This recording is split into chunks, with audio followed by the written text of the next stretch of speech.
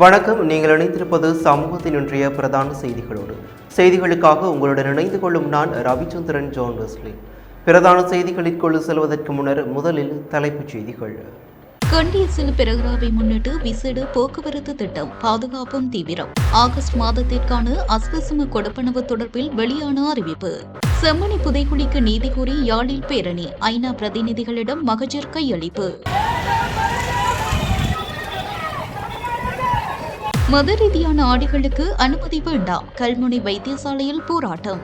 இனவாத மேதமின்றிதான் இங்கு வைத்தியசாலையில் வைத்தியர் நோயாளர் சிகிச்சை பெற்று வருகிறார்கள். ஆனால் நாங்களும் அவர்களும் போகல நோயாளர் பாப்பா இதென்னது முஸ்லீம்கள் ஒன்று தமிழ் ஒன்றுன்ற மாதிரி. காணாமல் போன பாட புத்தகங்கள், 5 விளக்கமறியலில் விசாரணை குழு நியமனம். சேவையில் அவமதிப்பு வேண்டாம், வடக்கில் அபிவிருத்தி உத்தியோகத்தர்கள் போராட்டம்.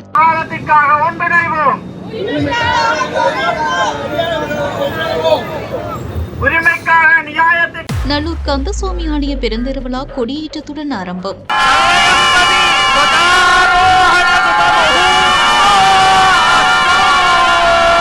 மசாஜ் நிலையம் என்ற போர்வையில் விபச்சார விடுதி, போதைப் பொருளுடன் 5 கைது.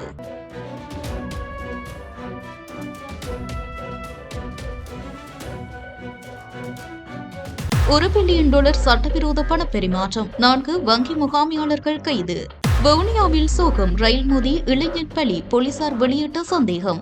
பட்டம் விடுவதால் அதிகரிக்கும் விபத்துகள், பெற்றோருக்கு சுகாதாரத்துறை எச்சரிக்கை. கடலில் மிதந்து வந்த ஆணின் சடலம், பாசிக்குடாவில் பரபரப்பு. அவை முதல் தலைப்புச் செய்திகள். இனி தொடர்பென விரிவான செய்திகள்.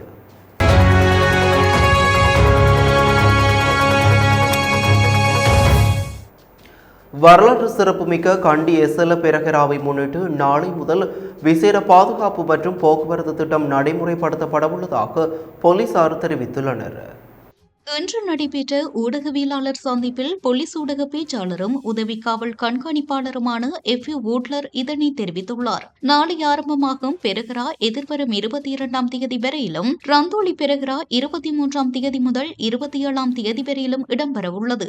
இதனை முன்னிட்டு வீதி தடுப்புகளை அமைத்தல், வாகனங்கள் மற்றும் பொதுமக்களை சோதனையிடுதல், சுற்றுலா பயணிகளுக்கு வழிகாட்டுதல் மற்றும் வாகனங்களை நிறுத்துவதற்கான ஏற்பாடுகளை மேற்கொள்ளுதல் உள்ளிட்ட பல்வேறு நடவடிக்கைகள் முன்னெடுக்கப்படவுள்ளது போலீசார் தெரிவித்துள்ளனர். பெரகரா ஊர்வலத்தின் போது பாதுகாப்பு பணிகளில் 6200 போலீஸ் அதிகாரிகள், 564 விசேட அதிரடிப்படை அதிகாரிகள், 1200 முப்படையினர் மற்றும் 29 சிவில் பாதுகாப்பு அதிகாரிகள் ஈடுபடுத்தப்பட உள்ளனர். மேலும் பாதுகாப்பு பணிகளுக்காக காவல் நாய்களின் உதவியும் பெறப்பட உள்ளது. கண்டி நகருக்குள் நுழையும் 14 பிரதான நுழைவு புள்ளிகளில் வீதி தடுப்புகளை அமைத்து பாதுகாப்பை பலப்படுத்த நடவடிக்கை எடுக்கப்பட உள்ளதாக போலீசார் தெரிவித்துள்ளனர். பெரகராவை பார்வையிட வருகை தரும் பொதுமக்களின் வாகனங்களை நிறுத்துவதற்காக 13 வாகன நிறுத்தமிடங்கள் தயார் செய்யப்பட உள்ளன. அவற்றில் 6 இலகுரக வாகன நிறுத்தமிடங்களும் 7 கனரக வாகன நிறுத்தமிடங்களும் ஒதுக்கப்பட உள்ளன. அதேவேளை பெரகரா நடைபெறும் காலப்பகுதியில் கண்டி நகருக்குள் ஏற்படக்கூடிய போக்குவரத்து நெரிசலை குறைக்கும் வகையில் மாற்று வீதிகள் அறிமுகப்படுத்தப்பட்டுள்ளதாக போலீசார் தெரிவித்துள்ளனர். பாரிஸ் வாழ் மக்களே, உங்களின் பேராதரவை பெற்ற கல்யாணி மற்றும் அன்னபூரணி தயாரிப்புகள் இப்போது 2 கிளைகளிலும். பிடி கேஷ் அண்ட் கரி லாச்சப்பல், பிடி சூப்பர் ஸ்டோர் ஹார்லே கோனஸ். ஆகஸ்ட் மாதத்திற்குரிய அஸ்வசும நலன்புரி கொடுப்பனவானது எதிர்வரும் 19ஆம் தேதி பயனாளிகளின் வங்கிக் கணக்குகளில் வைப்பு செய்யப்படும் என நலன்புரி நன்மைகள் சபை தெரிவித்துள்ளது. இதற்கமைய அஸ்வசும நலன்புரி நன்மைகள் திட்டத்தின் முதலாம் கட்டத்தின் கீழ் 9,99,502 பயனாளி குடும்பங்களுக்கு 9,241,892,500 ரூபாய் தொகை வங்கிக் கணக்குகளில் வைப்பு செய்யப்பட உள்ளது. அத்துடன் இத்திட்டத்தின் 2ஆம் கட்டத்தின் கீழ் 2,12,955 பயனாளி குடும்பங்களுக்கு 2,321,735,000 ரூபாய் தொகையை வழங்குவதற்கும் திட்டமிடப்பட்டுள்ளது. யாழ்ப்பாணம் செம்மணி மனித புதைகுழிக்கு நீதி கோரி இடம்பெற்று வரும் நீதியின் ஓலம் 2 போராட்டத்தின் இறுதி நாள் போராட்டம் இன்று முன்னெடுக்கப்பட்டது. தாயக செயலணியின் ஏற்பாட்டில் நீதி நூலம் 2 போராட்டம் செம்மணி சந்தியில் இரவு பகலாக 4 நாட்கள் இடம்பெற்றது. அதற்கமைய இன்றைய இறுதி நாளில் போராட்டத்தில் ஈடுபட்டவர்கள் யாழ் பொது நூலகத்தில் இருந்து பேரணியாக மணிக்கோட்டு வீதி சந்தியை அடைந்து அங்கிருந்து வைத்தியசாலை வீதியூடாக வேம்படி சந்தியை வந்தடைந்தனர். பின்னர் கோயில் வீதியூடாக பயணித்து நல்லூர் கோவில் வீதியில் அமைந்துள்ள ஐநா அலுவலகம் வரை சென்றனர். அங்கு ஐநா பிரதிநிதிகளிடம் மகஜர் ஒன்றையும் போராட்டக்காரர்கள் கையளித்தனர். இந்த போராட்டத்தில் பொது அமைப்புகளின் பிரதிநிதிகள், அரசியல் கட்சிகளின் பிரதிநிதிகள், பொதுமக்கள் என பலரும் கலந்து கொண்டிருந்தனர்.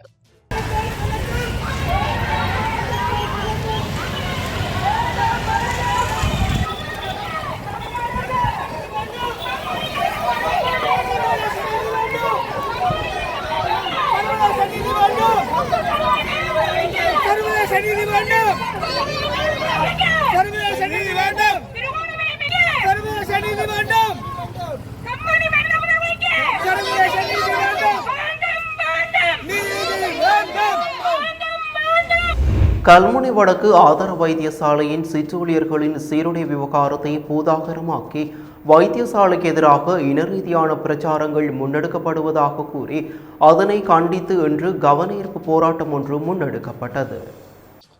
கல்முனை வடக்கு ஆதார வைத்தியசாலையில் சிற்றூழியர்களின் சீருடை அணியாமல் மதசார்பு ஆடை அணிந்து வருகை தரும் புதிய நியமனம் பெற்ற 9 பேரின் சீருடை அவமதிப்பை எதிர்த்து இந்த போராட்டம் முன்னெடுக்கப்பட்டது. 6 தொழிற்சங்கங்களின் ஆதரவுடன் அமைதியான முறையில் நடைபெற்ற போராட்டத்தில் அரசு சுற்று நிருபத்தின் அடிப்படையில் தாங்கள் சீருடை அணிந்து கடமையாற்றி வருவதாகவும், சீருடை தொடர்பில் ஏற்பட்டுள்ள சர்ச்சையை சில தரப்பினர் இனவாத ரீதியில் முன்னெடுத்து வருவதாகவும் போராட்டக்காரர்கள் தெரிவித்தனர். இதன்போது சீருடையின்றி வருபவர்களை கடமைக்கு அனுமதிக்காதே, அனைவருக்கும் பொதுவான சீருடையை அணிய அனுமதியுங்கள், சமூக வலைதளங்களே எங்களை கொள்ளாதே, சீருடை தொடர்பான சிற்று நிருபத்தை உடனடியாக அமல்படுத்து, வைத்தியசாலைக்கு எதிராக அவதூறுகளை பரப்பாதீர்கள் உள்ளிட்ட வாசகங்கள் அடங்கிய பதாகைகளை ஏந்தியவாறு போராட்டத்தில் ஈடுபட்டனர். மேலும் மத ரீதியான ஆடைகளுக்கு அனுமதி வழங்கப்படக்கூடாது என்றும், நிர்வாகத்திற்கு கட்டுப்படாத புதிய பெண் ஊழியர்கள் தொடர்பில் சட்ட நடவடிக்கை எடுக்க வேண்டும் என்றும் போராட்டக்காரர்கள் கோரிக்கை விடுத்தனர். அத்துடன் சட்டம் கலாச்சார ஆடைகளை அங்கீகரிக்குமானால் சீருடை என்ற நடைமுறையை நீக்க வேண்டும் அல்லது அனைத்து மதத்தவருக்கும் சீருடை விலக்கு வழங்கப்பட வேண்டும் என்றும் அவர்கள் வலியுறுத்தினர். தமது கோரிக்கைகளுக்கு உரிய தீர்வு வழங்கப்படாவிட்டால் தேசிய மட்டத்தில் போராட்டங்களை முன்னெடுக்கப் போவதாகவும் போராட்டத்தில் ஈடுபட்டவர்கள் தெரிவித்தனர். எங்கள் வைத்தியசாலையில 2026/8/6 எங்களது சிற்றூழியர்கள் கடமைக்கு அமர்த்தப்பட்டுள்ளார்கள். அவர்கள் நாங்கள் இதுவரை காலமும் எங்களுக்கென்று சீருடைகள் இதுதான் என்ற அடிப்படையில் எங்களுக்கு சீருடை வழங்கப்பட்டிருக்கிறது. வழங்கப்பட்டும் கூட அவர்கள் அந்த அப்பாயின்மெண்ட் கடிதம் எடுக்கக்குள்ளையும் அவங்களுக்குன்னு சொல்லி சுற்றறிக்கை இது கடிதங்கள் அறிவுறுத்தப்பட்டிருக்கு. அப்படி பட்டிருந்த போதும் எங்களது வைத்தியசாலையில் எங்களை குழப்புவதன் நோக்கத்தோட அவர்களுடைய சீருடையைத்தான் நாங்கள் அணிவோம், இதுதான் எங்களுடைய கலாச்சாரம் என்று சொல்லி எங்களை இழிவுபடுத்தி எங்களுக்கு வரும் நோயாளர்கள் இனவாத மேதமின்றிதான் இங்கு வைத்தியசாலையில் நோயாளர் சிகிச்சை பெற்று வருகிறார்கள். ஆனால் நாங்களும் அவர்களும் போக்குள்ள நோயாளர் பாப்பா இதென்னது முஸ்லீம்கள் ஒன்று தமிழ் ஒன்று என்ற மாதிரி சீருடையை வேறுபடுத்தி காட்டுகிறார்கள். காணாமல் போன பாடசாலை பாடப்புத்தக கையிருப்பு தொடர்பான சம்பவத்தை விசாரிப்பதற்காக கல்வி அமைச்சு துறைசார் விசாரணை குழு ஒன்றை நியமித்துள்ளதாக கல்வி பிரதி அமைச்சர் மதுர சேனவிரத்ன தெரிவித்துள்ளார்.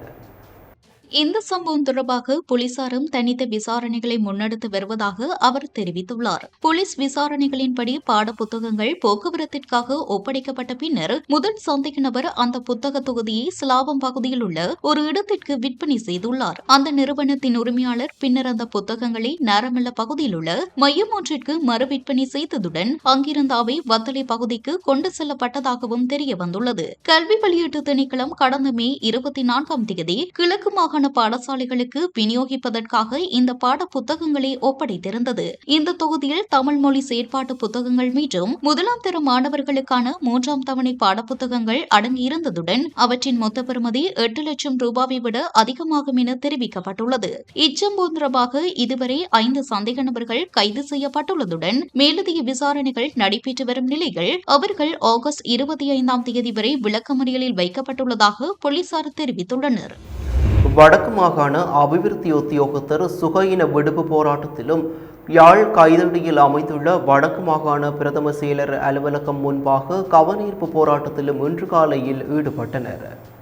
வடக்கு மாகாண பிரதம செயலர் தலைமையில் கடந்த ஜூலை மாதம் 7ஆம் தேதி இடம்பெற்ற துறைசார் மீளாய்வு கூட்டத்தில் அபிவிருத்தி உத்தியோகத்தர்களுக்கு கௌரவ குறைவு ஏற்படுமாறு பேசியமைக்கு எதிர்ப்பு தெரிவித்தும் அதற்கு நடவடிக்கை எடுக்க கோரியும் இந்த போராட்டம் முன்னெடுக்கப்பட்டது. மேலும் இந்த விடயம் தொடர்பாக மனித உரிமைகள் ஆணைக்குழு மற்றும் நீதிமன்ற சட்ட நடவடிக்கையில் ஈடுபட உள்ளதாகவும் போராட்டத்தில் ஈடுபட்டு அபிவிருத்தி உத்தியோகத்தர்கள் தெரிவித்தனர். இந்நிலையில் போராட்ட இடத்திற்கு வருகை தந்த நாடாளுமன்ற உறுப்பினர் கருணிநாதன் இளங்குமரன் போராட்டத்தில் ஈடுபட்டவர்களுடன் கலந்துரையாடினார். அதன்போது கடற்றொழில் அமைச்சர் ராமலிங்கம் சந்திரசேகர் மற்றும் ஜனாதிபதி அனுரகுமார திசாநாயக்க ஆகியோருக்கான மகஜர்களை போராட்டத்தில் ஈடுபட்ட அபிவிருத்தி உத்தியோகத்தர்கள் நாடாளுமன்ற உறுப்பினரிடம் கையளித்தனர். அதனைத் தொடர்ந்து போராட்டத்தில் ஈடுபட்டிருந்த அபிவிருத்தி உத்தியோகத்தர்கள் வடக்கு மாகாண ஆளுநர் அலுவலகம் வரை வாகன பேரணியாக சென்று மகஜர் கையளித்தனர். மேலும் வடக்கு மாகாண அபிவிருத்தி உத்தியோகத்தர்களின் இந்த போராட்டத்திற்கு இலங்கை ஆசிரியர் சங்கம் மற்றும் வடக்கு மாகாண தொழிற்சங்கங்களின் சம்மேளனம் ஆகியன பூரண ஆதரவை வழங்கியிருந்தன.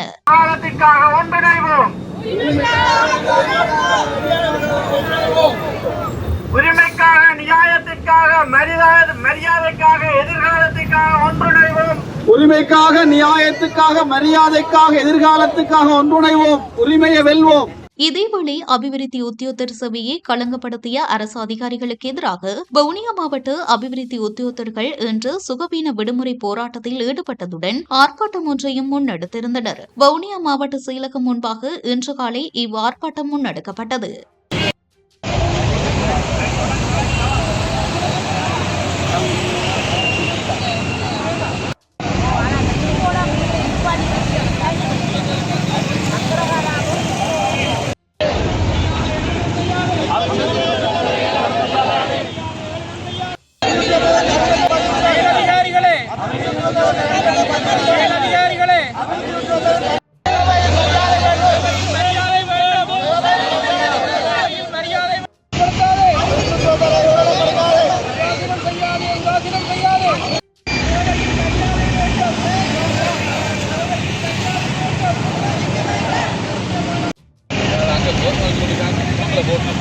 Blue ocean group of companies இலங்கையின் வளர்ச்சியோடு உங்கள் வாழ்க்கையையும் உயர்த்துகிறோம்.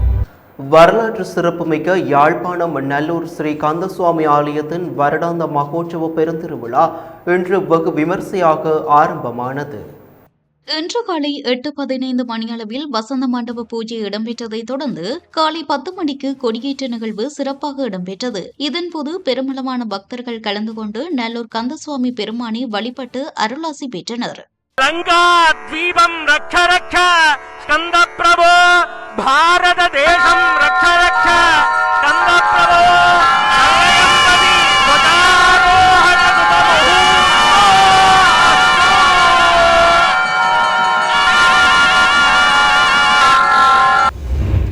மசாஜ் நிலையம் என்ற போர்வையில் சட்டவிரோதமான முறையில் விபச்சார விடுதி நடத்தி வந்த 4 மற்றும் அதன் மேலாளர் உள்ளிட்ட 5 ஐஸ் போதைப் பொருள் மற்றும் போதை மாத்திரைகளுடன் கைது செய்யப்பட்டுள்ளதாக கடவத்தை போலீசார் தெரிவித்துள்ளனர்.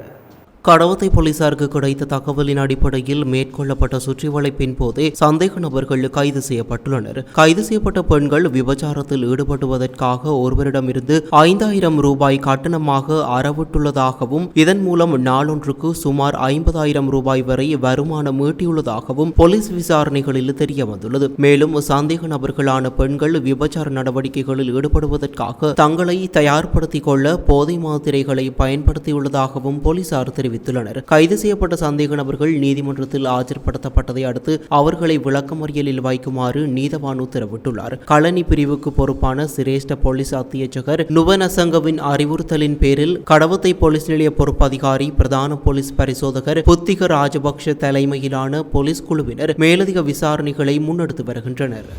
நாட்டிலிருந்து சுமார் $1 பில்லியன் அமெரிக்க டாலர்களை சட்டவிரோதமாக வெளியே மாற்றியது தொடர்பாக 4 முக்கிய தனியார் வங்கிகளைச் சேர்ந்த முகாமையாளர்கள் 4 கைது செய்யப்பட்டுள்ளனர். குற்றப்புலனாய்வு திணைக்களத்தின் நிதி குற்ற விசாரணை பிரிவால் இந்த கைது நடவடிக்கை முன்னெடுக்கப்பட்டுள்ளது. அந்த 4 நபர்களும் சம்பந்தப்பட்ட தனியார் வங்கிகளில் வைத்து கைது செய்யப்பட்டதாக தெரிவிக்கப்படுகிறது. இலங்கையில் இத்தகையதொரு கைது நடவடிக்கை மேற்கொள்ளப்பட்டது இதுவே முதல் முறை என்று போலீசார் குறிப்பிட்டுள்ளனர். இந்த முறைகேடான நடவடிக்கைகளின் சூத்திரதாரி சம்பந்தப்பட்ட 4 அதிகாரிகளுக்கும் வாராந்திர அடிப்படையில் ரொக்க பணம் வழங்கியதாக விசாரணையில் தெரிய வந்துள்ளது. இதன்படி தனிநபர்களுக்கு வாரத்திற்கு ரூபாய் 30,000, ரூபாய் மற்றும் ரூபாய் ஆகிய தொகைகள் வழங்கப்பட்டுள்ளதாக தெரிவிக்கப்படுகிறது. கைது செய்யப்பட்ட 4 வங்கி முகாமையாளர்களில் ஒருவருக்கு ஒரு சந்தர்ப்பத்தில் சுமார் 10 லட்சம் ரூபாய் வழங்கப்பட்டதாக விசாரணையில் தெரிய வந்துள்ளது. இச்சம்பவம் குறித்து குற்றப்புலனாய்வு திணைக்களத்தின் நிதி குற்றப்புலனாய்வு பிரிவினர் மேலதிக விசாரணைகளை மேற்கொண்டு வருகின்றனர். நுவரெலியா கிரேகரி ஏரியில் ஜெட் ஸ்கி கவிழ்ந்ததில் நீரில் மூழ்கும் அபாயத்தில் சிக்கியிருந்த 2 சிறுவர்களை இலங்கை கடற்படையினர் பாதுகாப்பாக மீட்டுள்ளனர். நேற்று கிரேகரி ஏரியில் நீர் விளையாட்டில் ஈடுபட்டிருந்த 2 சிறுவர்கள் பயணித்த ஜெட் ஸ்கி திடீரென கவிழ்ந்துள்ளது. இதன்போது ஏரியில் உயிர்காக்கும் பணியில் ஈடுபட்டிருந்த இலங்கை கடற்படையின் விரைவு பதில் மீட்பு மற்றும் நிவாரண பிரிவு அதிகாரிகள் சம்பவத்தை அவதானித்துள்ளனர். இதனை அடுத்து உடனடியாக மீட்பு நடவடிக்கையில் ஈடுபட்ட கடற்படையினர் நீரில் மூழ்கும் அபாயத்தில் இருந்த 2 சிறுவர்களையும் பாதுகாப்பாக மீட்டு கரைக்கு அழைத்து வந்துள்ளனர். மீட்கப்பட்ட சிறுவர்கள் மினுவாங்குடை பகுதியைச் சேர்ந்த 11 மற்றும் 13 வயதுடையவர்கள் என தெரிவிக்கப்பட்டுள்ளது. பின்னர் 2 சிறுவர்களும் மேலதிக நடவடிக்கைகளுக்காக நுவரெலியா போலீசாரிடம் ஒப்படைக்கப்பட்டுள்ளதாக இலங்கை கடற்படை தெரிவித்துள்ளது. ராயல்டி என்ஜினியரிங் வழங்கும் நவீன அடுக்குமாடி குடியிருப்புகள் இப்போது விற்பனைக்கு. Colombo 6 Wellawatte bus line hall ரோட்டுக்கு மிக அருகாமையில்.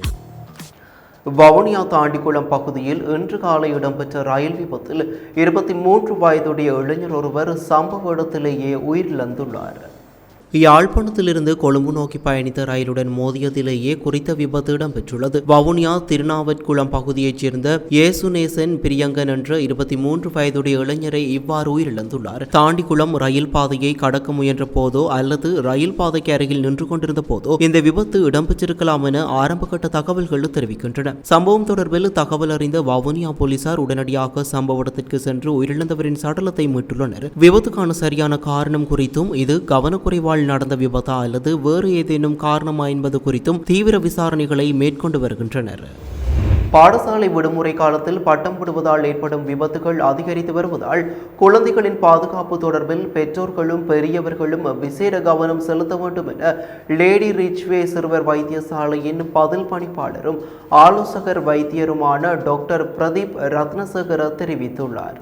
தற்போதைய வறண்ட காலநிலை மற்றும் பாடசாலை விடுமுறை காரணமாக குழந்தைகள் மத்தியில் பட்டம் விடும் பழக்கம் அதிகரித்துள்ளதாக அவர் குறிப்பிட்டுள்ளார். எனினும் பாதுகாப்பற்ற முறையில் பட்டம் விடுவது கடுமையான காயங்களுக்கு வழிவகுப்பதுடன் சில சந்தர்ப்பங்களில் உயிரிழப்பையும் ஏற்படுத்தக்கூடும் என அவர் எச்சரித்துள்ளார். உயரமான இடங்களில் இருந்து பட்டம் விட முயற்சிக்கும் குழந்தைகள் கீழே விழுந்து பலத்த காயங்களுக்குள்ளாகும் அபாயம் காணப்படுவதாகவும் குழுவாக பட்டம் விடும் போது ஒருவருடன் ஒருவர் மோதிக்கொள்வது அல்லது கீழே விழுவது போன்ற காரணங்களாலும் விபத்துகள் ஏற்படக்கூடும் என்றும் அவர் தெரிவித்துள்ளார். குறிப்பாக உயரழுத்த மின்கம்பங்களுக்கு அருகில் பட்டம் விடுவது மிகவும் ஆபத்தானது என அவர் வலியுறுத்தியுள்ளார். பட்டத்தின் நூல் மின்கம்பங்களை தொடும் சந்தர்ப்பத்தில் மின்சாரம் நூலை பிடித்திருக்கும் நபருக்கு நேரடியாக பாயக்கூடும் என அவர் சுட்டிக்காட்டியுள்ளார். இவ்வாறான மின்சார தாக்குதல்கள் கைகள், தோள்கள் மற்றும் மார்பு பகுதிகளில் உள்ள தசைகள், இரத்த நாளங்கள் மற்றும் நரம்புகளுக்கு கடுமையான பாதிப்புகளை ஏற்படுத்தக்கூடும் என்றும் சில சந்தர்ப்பங்களில் பாதிக்கப்பட்ட உடல் உறுப்புகளை அறுவை சிகிச்சை மூலம் அகற்ற வேண்டிய நிலையும் ஏற்படலாம்